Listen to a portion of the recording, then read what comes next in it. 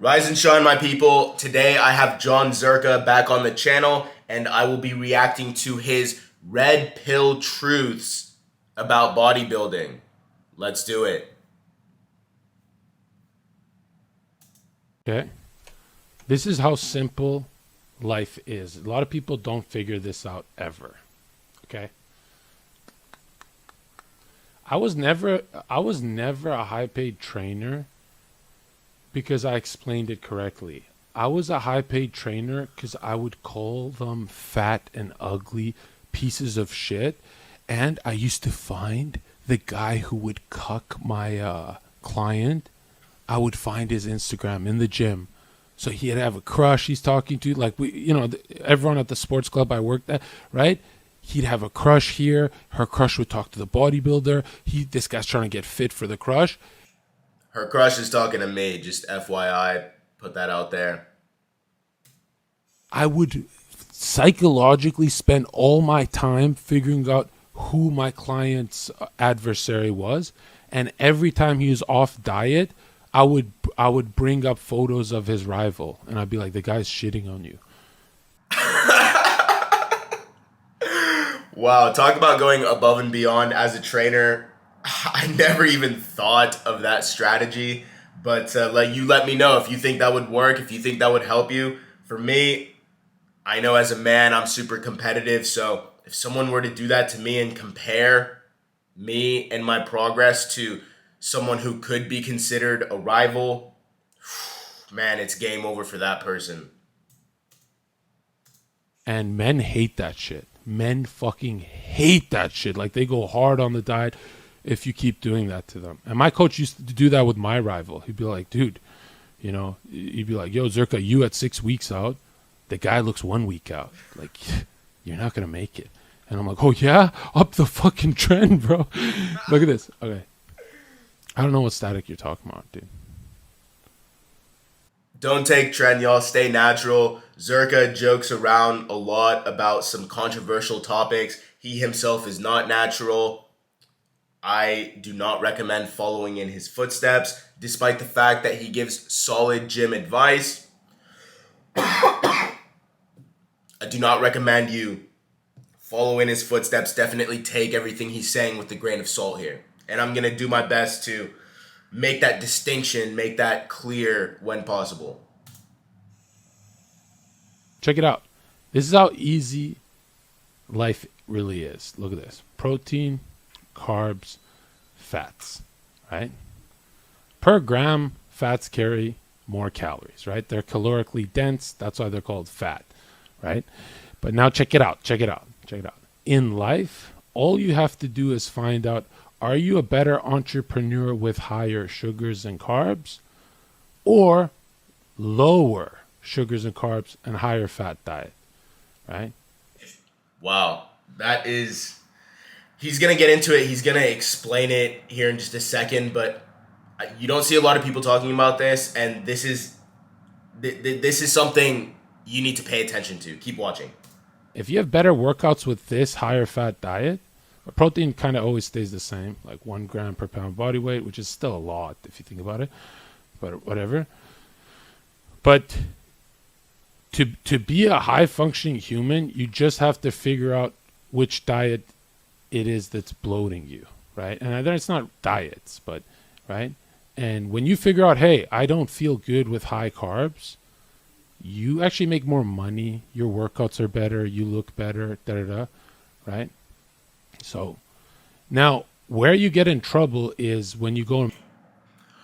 Okay, so just to summarize what he's talking about, he's saying your protein is always somewhat stable, 1 gram per pound of body weight, but to really optimize your diet, you can split it up into macros, this amount of protein, this amount of carbs, this amount of fats, and you'll see the results you want. But if you really want to optimize your diet, then you need to figure out which type of diet, which macro you prefer. Carbs and fats technically can be interchangeable. The biggest difference they make is in how you feel and how you perform.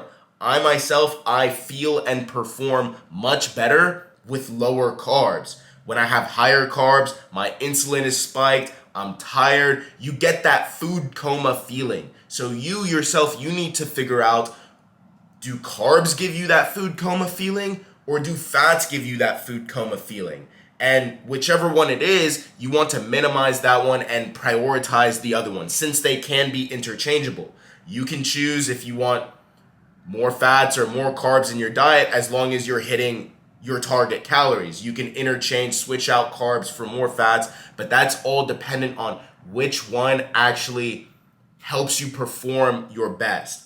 I myself perform better with lower carbs, lower sugars, and higher fats. Does that mean I'm on keto? No, absolutely not. I definitely eat my fair share of carbs, mostly through fruits. I don't eat a lot of grains. I don't eat a lot of bread or rice or oats, any of that type of stuff. I do every once in a while. I'll have a small serving just maybe with my main dish, but for the most part, most of my carbs come from fruit, and especially during the day, I minimize my carbs as much as possible. If it's not coming from fruit, I don't eat any carbs, especially during the day.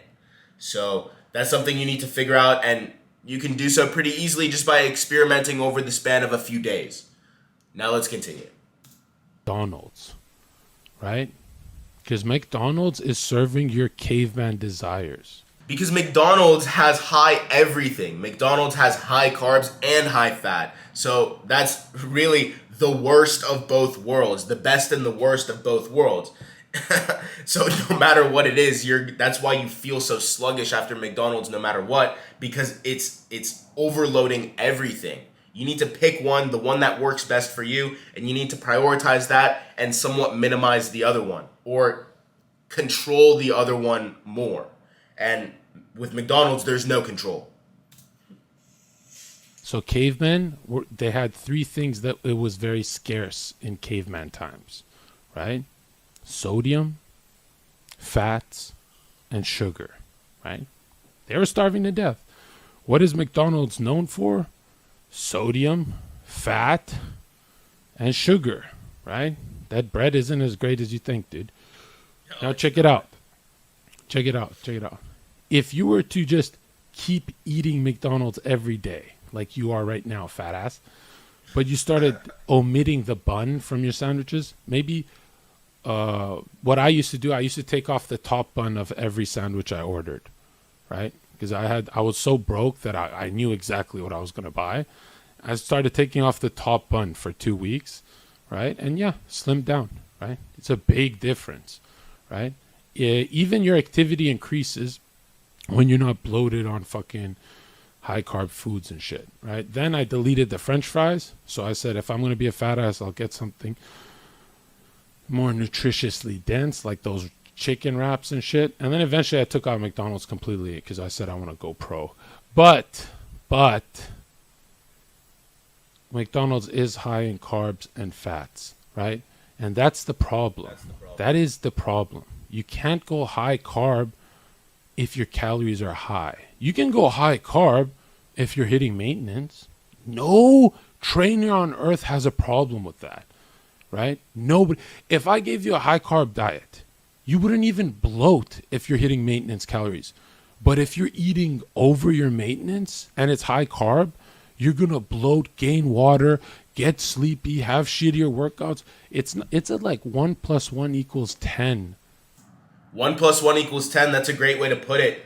The fact is, majority of people respond worse to higher carbs. So that's why he's saying if you have a high carb diet and you're eating above maintenance, you're going to have a real hard time just going on throughout your day because those carbs really slow you down, those sugars. Try removing sugars from your diet for 1 day. I was going to sit here and say 3 days, but try for 1 day, no sugar. You'll see how much of a chokehold carbs have you in, right? Just try it. Fail at life. It's horrible, right? And the cool thing is this relates not only towards achieving and surpassing your fitness goals, but this relates to outside of the gym and outside of the kitchen as well. Yes, ladies and gentlemen, believe it or not, there is a world outside of the gym. This relates to making more money. This relates to how you feel and how you perform in your day-to-day life when you're at work, when you're working on your business, when you're working on yourself, when you're sitting down doing nothing. This all relates. So, yes, when it comes to achieving your goals, seeing the results you want, it is a numbers game. You have to hit certain number of calories, certain number of carbs, certain number of fats. You most certainly could do that by eating McDonald's every day, but where it really makes a difference is how you feel and how you perform, and that transcends, that goes beyond your results in the gym. That goes beyond just hitting your workouts. It applies to everything. I eat a lot of carbs, right? But I do a lot of things to stuff it, right? I've never ordered a burger and ate both buns. I didn't even do it today. I also like to fast hardcore, and that's why sometimes you tune into my streams and I'm up 20 pounds, and right now I'm down like 20 pounds and I look a little slimmer on the face, and a lot of that is water, right? And you're like, well, if it's water and not fat, it's not a big deal, John. No, it is a big deal. You can't be bloated and having workouts. Your workouts are suffering because of it, right? That's a great point. On the surface level, I just said you can hit your macros and you'll see the results you want no matter what types of foods you're eating. And I'm right, but at the same time, I'm also wrong based on this point that Zherka just mentioned, which is a great point. How you feel and how you perform also relates to the gym. So if you're hitting your macros every single day, but you're eating McDonald's, yes, you might be losing the weight or gaining the weight that you want to lose or gain, but not only are you going to be feeling terrible while you're at work throughout your day, but your workouts are also going to suffer and not be nearly as good as they could be.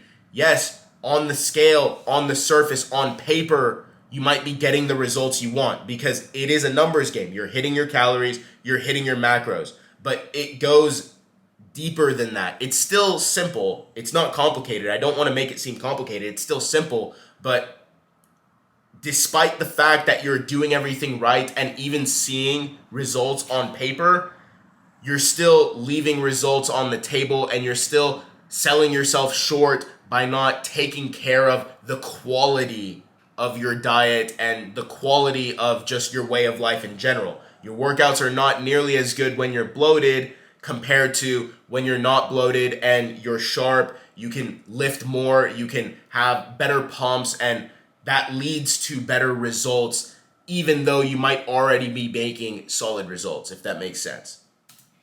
So a lot of people think, oh, I'm bloated, therefore it's going to damage my workout 5%. No, it's not. It's going to damage your workout 40%, right? My take on fasting, everyone should be doing it, right? Everyone should. If you're a natural lifter and you're bulking, you can still fast. Yes, it's possible, right?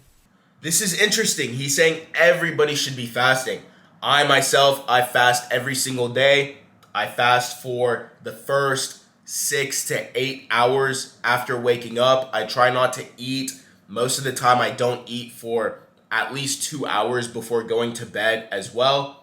So I'm not sure what that equates to. I don't have a specific fasting window. I just enjoy fasting. And I would fast for as long as I can some days, as long as what makes sense for me. I think fasting is phenomenal. I think fasting heals your body. I think you can bulk while you're fasting. You can cut while you're fasting. You can do absolutely everything better in a fasted state.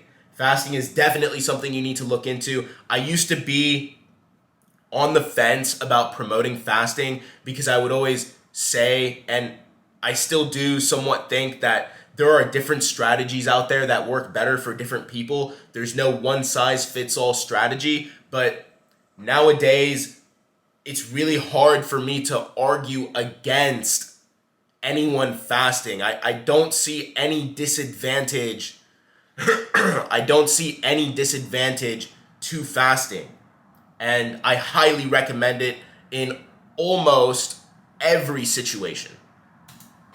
If you're a natural lifter, you're focusing on strength adaptations. You're not really the scale. You know, if you're on hormones, then, you know, it's pretty much puberty time and you need calories. So long story short here, Zherka is talking about the difference between carbs and fats and how we all individually need to figure out how we perform better in order to optimize our diet, which in turn optimizes our training, which in turn optimizes our lives. This is information that I haven't seen a lot of people talk about. As outrageous as Mr. Zherka is, this is quality information, this is sound advice, and this is definitely something worth looking into. This video goes on for about almost 2 hours. I'm not going to watch the entire thing. I'm not going to react to all of it in this video, but I thought that first segment was really interesting and I wanted to share it with you. Thank you so much for watching. I appreciate your time. This is Evan Aga at the Astro Physique. I'll see you in the next one. Shoot for the stars.